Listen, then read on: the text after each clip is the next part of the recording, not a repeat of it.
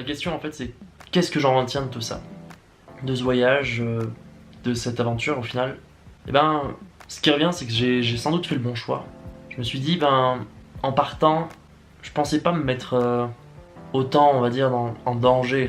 Avoir cet aspect où ben, j'ai aucune habitude et il va falloir tout créer par moi-même, faire en sorte de me débrouiller dans un pays que je connais pas et première fois où je vais être tout seul dans un pays anglophone où je compte rester à peu près un an. Donc il y a des démarches à faire, c'est pas juste je reste une semaine pour visiter le pays. C'était vraiment une expérience excitante de se dire bah c'est moi et moi seul sur qui je vais devoir compter. Et c'est une mise à l'épreuve au final.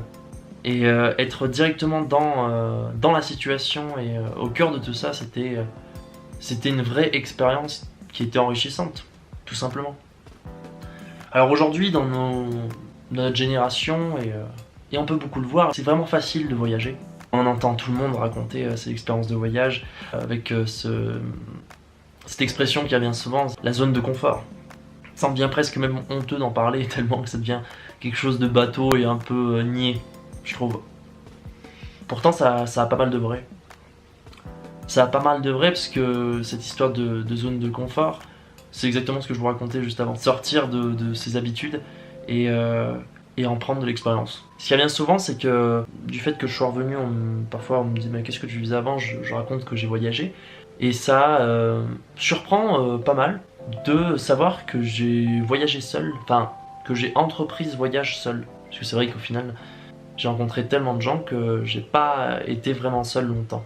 Moi, je sais pas, ça avait été vraiment évident de vouloir m'en aller et pas prendre quelqu'un avec moi. Je trouve que c'est vraiment un défi en plus, même si ça peut être rassurant, de vouloir partir avec quelqu'un. Et surtout sur une durée aussi longue, parce que si ça avait été aller 2 mois, 3 mois, là ça peut être simple de vouloir partir avec quelqu'un, mais après, plus, ben, ça devient compliqué. Moi dans la vie de tous les jours, je suis plus du genre à être angoissé quand je vois un numéro de téléphone que je connais pas m'appeler. Je suis plus du genre à ne pas être très enclin avec tout ce qui est administratif. Je ferai tout pour fuir ça. C'est un petit peu mon souci. J'ai toujours aussi, dans mon coin, regarder voilà, des vidéos de gens que j'apprécie, des gens qui m'inspirent, et me dire que ce sera jamais possible d'être aussi inspirant qu'eux. Me dire que j'arriverai jamais à réussir autant qu'ils ont réussi. C'est une mentalité assez négative et pessimiste des choses que j'ai toujours gardée et que je sais que j'aurai toujours en moi, mais qu'il est toujours possible de réduire le pourcentage par le biais de l'expérience, se débrouiller et faire face aux choses directement, toi, par toi-même.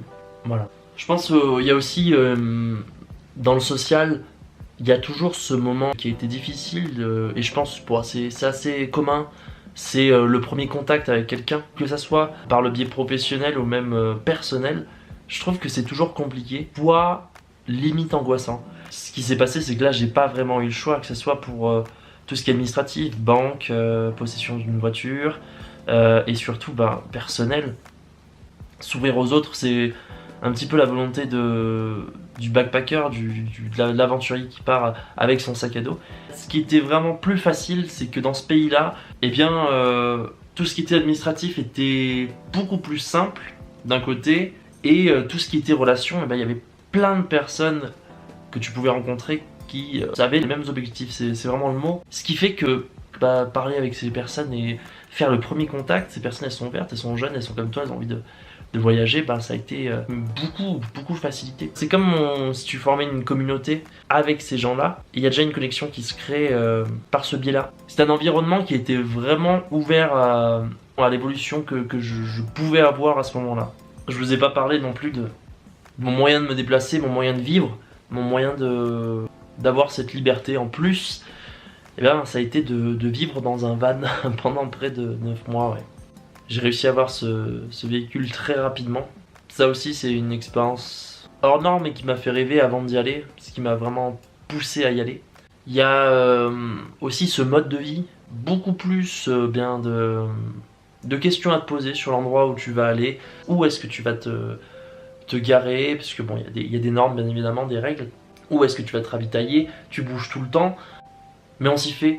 Il y a aussi cette partie-là, c'est que j'ai vu que j'arrivais à m'adapter à plusieurs modes de vie assez rapidement. Parce que parfois je m'arrêtais dans des auberges de jeunesse et je restais un mois ou deux pour travailler. T'as ton mode de vie qui peut changer du tout au tout. Et c'est un mode de vie que maintenant je connais et que je sais que j'apprécie. Alors qu'est-ce que je retiens de ce voyage-là? Il m'a permis vraiment d'avoir la liberté que je rêvais d'avoir à ce moment-là.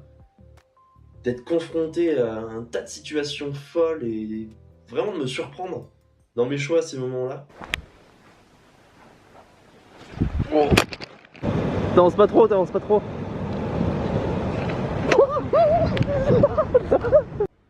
J'ai pu vivre dans ce van, vivre d'une façon vraiment particulière, vraiment nouvelle pour moi.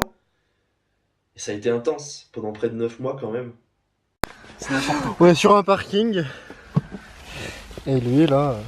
Ça fait combien de temps qu'on s'est pas douché? Je sais pas. Grâce à ce mode de vie, j'ai pu sillonner tout le territoire et voir des paysages magnifiques, ceux que je rêvais de voir derrière mon écran depuis la France.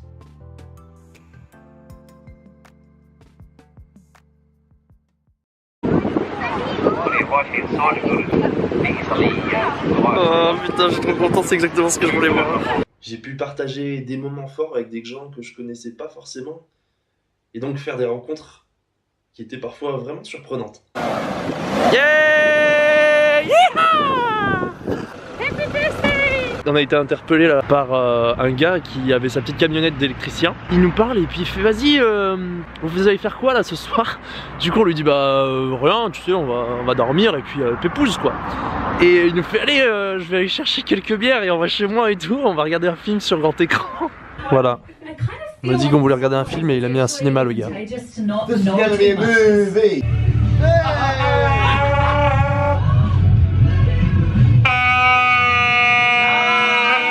Ce voyage-là, ça a vraiment été le bon choix que j'ai fait. Et j'en retiens que du positif, même si à des moments j'ai bien galéré et j'étais à bout de nerfs. Il vient de m'arriver un truc là, faut que je raconte là, je suis vraiment... C'est presque à chaud là, parce que ça s'est passé il y a peut-être 30 minutes. C'est que voilà, ma vitre arrière, sans aucune quelconque raison, elle s'est brisée. Alors que je conduisais. J'ai pas de bol là, franchement. En gros, je me suis parqué sur un parking genre comme ça quoi, les trucs voilà. Et genre je retrouve plus mon ticket. Et là c'est trop tard, là ça va être 19 h.